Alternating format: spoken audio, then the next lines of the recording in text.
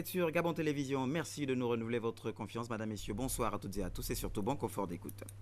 En ouverture de cette session d'information, le Premier ministre chef du gouvernement, M. Raymond Donsima, a reçu une délégation des parents d'élèves exclus à la participation aux épreuves du baccalauréat 2013.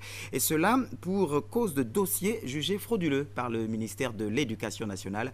On va suivre tout cela avec nos confrères de la presse primature, Helmut Moutinga Boulingi, Olivier Antonio et Patrick Demabio. C'est à la demande de l'Union syndicale des enseignants du Gabon que le Premier ministre du gouvernement a échangé avec les parents d'élèves de classe de terminale disqualifiés pour le bac 2013 par le ministère de l'Éducation nationale, dont la raison évoquée tourne autour de dossiers frauduleux pour plus de 1400 élèves. D'entrée, M. Raymond Donsima a tenu à préciser l'objectif de cette rencontre.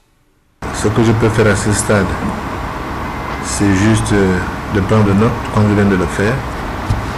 C'est d'écouter les avis et les arguments du ministre de l'Éducation nationale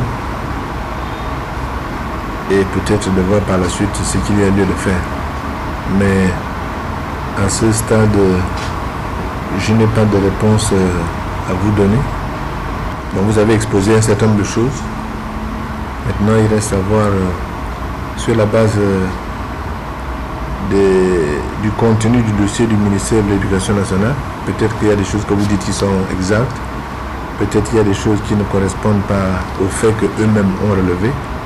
Donc le plus simple, c'est que je vous dise ce que j'ai entendu et que je vais prendre le temps d'écouter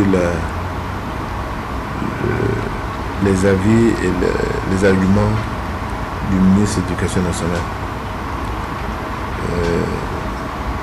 C'est vraiment ce que je peux faire à ce stade. C'est un dossier qui me paraît un peu important pour que je puisse parler un peu à la légère. Tout en reconnaissant la volonté et l'ambition pour le gouvernement d'accéder à la performance dans le système gabonais, le président de l'USEG, Emmanuel Vemba, et le représentant des parents d'élèves ont associé arguments techniques, arguments sociaux et arguments humanitaires pour plaider en faveur d'une décision favorable à la participation de tous les apprenants aux épreuves du bac 2013. Nous avons présenté au chef du gouvernement la question de manière sociale, parce qu'il s'agit de notre jeunesse, il s'agit de cette jeunesse qui est déscolarisée massivement par le ministre en charge de l'Éducation nationale. Et le chef du gouvernement a dit bien nous écouter et il va d'abord recueillir un tant soit peu l'avis de son ministre en charge de l'Éducation nationale et après il nous répondrait. Nous disons au chef du gouvernement oui, mais il s'agit là des délais. Donc nous restons suspendus à la décision du gouvernement parce que le bac entre guillemets c'est demain. Il nous a écoutés, il a promis écouter son ministre de l'Éducation nationale et ensuite il prendra une décision. Bon, nous espérons que cette décision sera favorable à la requête que nous avons posée au Premier ministre. Et nous restons vraiment suspendus à cette décision. Raymond Donsima qui s'est également entretenu hier avec les responsables de la Confédération syndicale des travailleurs gabonais. La situation marginale de la CSTG au sein de la grande famille syndicale dans notre pays était au centre de cet entretien, comme nous le rapportent nos confrères de la presse primature, Claudette Eworé-Richon, Olivier Antonio et Patrick Demabio. Tous les partenaires sociaux se valent dans un état de droit comme le nôtre. Pourquoi la Confédération syndicale des travailleurs, en abrégé CSTG, subit-elle l'exclusion systématique de la part de la tutelle? Voilà la question principale qui a conduit le président Camille Mombo et les siens chez le Premier ministre, chef du gouvernement. Depuis la création de notre organisation, nous avons essayé de suivre la démarche qui pour nous paraissait normale. Nous subissons une drôle de discrimination qui n'a pas un autre nom, c'est la discrimination. Nous avons été exclus successivement à la signature de la charte du dialogue social à la présidence de la République. Nous avons été exclus sciemment aux préparatifs du 1er mai. Nous avons été exclus de jetons, je ne sais pas, de jetons de présence au cours du 1er mai qui nous condamnaient aux organisations syndicales sans considération aucune. et nous en avons été exclus pour aller souhaiter la bonne heureuse année au président de la République. Dans l'esprit d'apaisement, Raymond Donsima a longuement échangé avec les membres de la CSTG en leur rappelant quelques principes clés de la création d'un syndicat. Vous savez bien que le mécanisme de création des syndicats, c'est que n'importe lequel, vous avez dit vous-même tout à l'heure, nous pouvons nous mettre ici à plusieurs combinaisons, nous pouvons nous mettre à 3 ici, puis à 3 là, puis à 3 encore, puis à 3, ainsi de suite. Et on peut aller faire une combinaison, bon, l'analyse combinatoire, vous pouvez calculer, vous nous direz ce que ça donne. Mais si on va en combinatoire, on peut, à nous tout seuls, dans cette salle, nous pouvons peut-être créer 15, 20 syndicats. Et le gouvernement respecte la liberté de création des syndicats. Qu'est-ce que le gouvernement peut faire si, justement, dans un pays qui ne compte que 1,5 million de personnes, nous nous retrouvons avec 100 syndicats, alors que vous l'avez rappelé à très juste titre, si vous allez dans un pays comme la France, il y a 5 centrales syndicales. Et c'est le mécanisme qui a un problème, parce que si nous disons attention, on ne le fait plus, automatiquement on va dire voilà, atteinte à la liberté syndicale. Trop de syndicats tuent le syndicalisme, l'on est tenté de dire. La position du Premier ministre dans ces conflits d'intérêts est que notre pays organise des élections professionnelles, seul gage de crédibilité dans le monde syndical.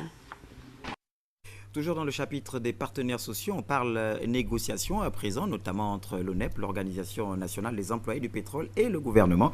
Le ministre a d'ailleurs présenté la proposition du gouvernement en donnant son accord sur les revendications relatives aux règlements et textes en vigueur, sans pour autant exclure les autres points. Le reportage de Biwagou Mikala. Après la remise du mémorandum au gouvernement il y a quelques semaines par l'ONEP, l'Organisation nationale des employés du pétrole, les deux parties se sont retrouvés une fois de plus pour tenter d'accorder leur violon. Nous avons transmis un mémorandum qui précisait point par point ce que nous attendons de l'administration. Et le ministre de l'économie, qui était assisté d'un des membres du cabinet de la présidence de la République et de son ministre délégué et de certaines personnalités du ministère du pétrole, nous a fait l'exposé de la vision de ce que le gouvernement entendait nous répondre sur nos préoccupations, sur nos attentes. Le ministre de l'économie, de l'emploi et du développement durable, après avoir pris connaissance du document, a donné sa réponse. Donc tout ce qui est conforme à nos lois et à nos règlements, tout ce qui est conforme aux orientations politiques du gouvernement, tout ce qui reste dans les compétences du gouvernement, nous avons donné notre accord pour mettre en œuvre ce qu'ils ont demandé.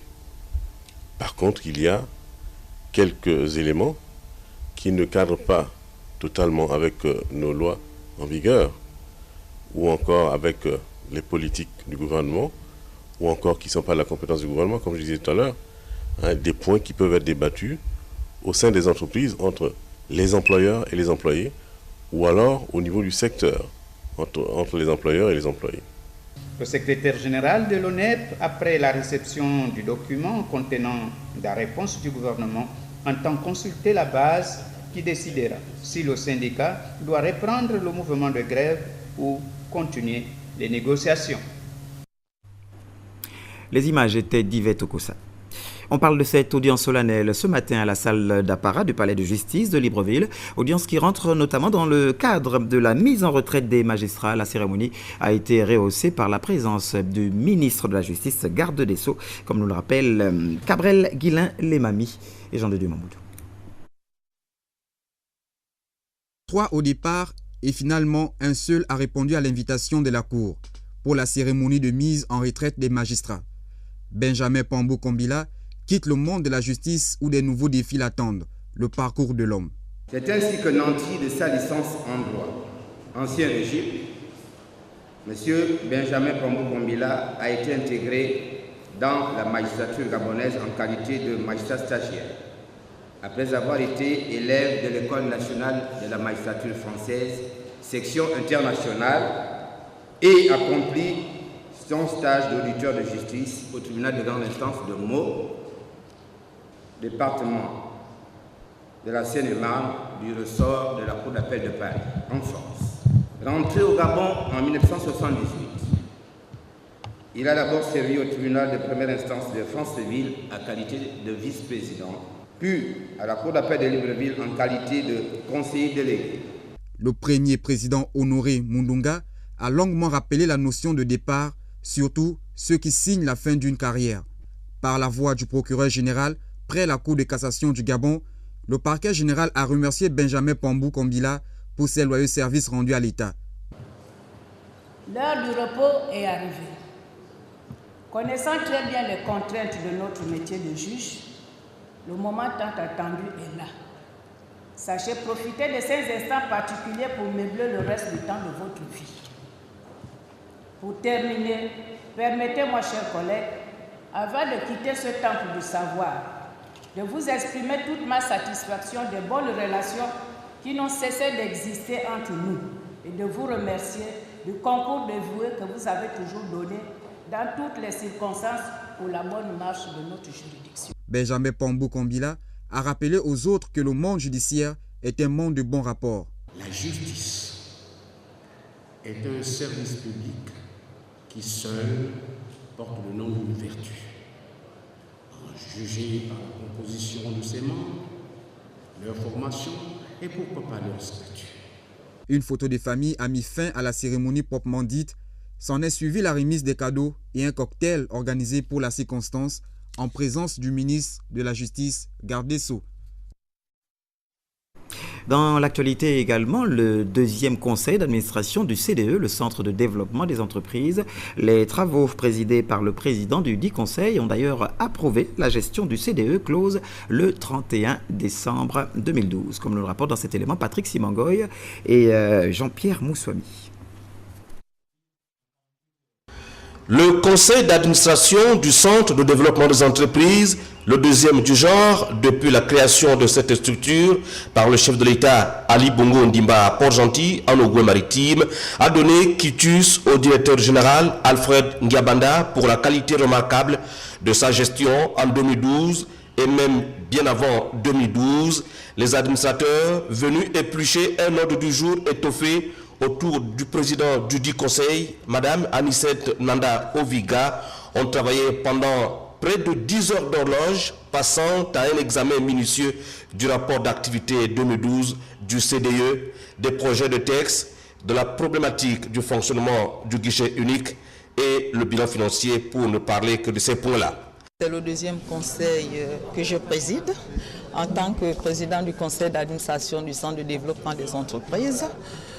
Le point saillant ici, c'est surtout si nous pouvons, au niveau du CDE, vraiment créer des entreprises en 48 heures. Mais le CDE a eu à élaborer un plan stratégique. Donc ce plan stratégique a été reporté pour un conseil extraordinaire parce qu'il y a plusieurs points à débattre dans ce plan stratégique. L'année 2012 a constitué pour le CDE celle d'un take-off véritable. Il faut arrimer les textes aujourd'hui en vigueur à la nouvelle donne, qui consiste à bien spécialiser les structures. Le volet promotion des investissements étant aujourd'hui dévolu à l'APIEX, il faudrait concentrer les activités du CDE autour de la création d'entreprises et de la réorganisation du guichet unique. Le Centre de développement des entreprises, né de la volonté d'Ali Bongo Ondimba il y a 3 années, a déjà réussi à mettre en place un cadre favorable à l'investissement au Gabon. Plusieurs centaines d'entreprises ont été déjà créées grâce à cette dynamique insufflée par l'équipe dirigeante du Centre de développement des entreprises. Cette édition d'information a été coordonnée par Félicia Biongo Kombila et Eric Ndiengi Badinga. Jean-Gérard Mindou a assuré le cadre. Toute cette équipe se joint à moi et à l'équipe d'antenne dirigée par Tristan Akoué pour vous dire merci d'avoir suivi le journal. On se retrouve demain lorsqu'il sera 20h.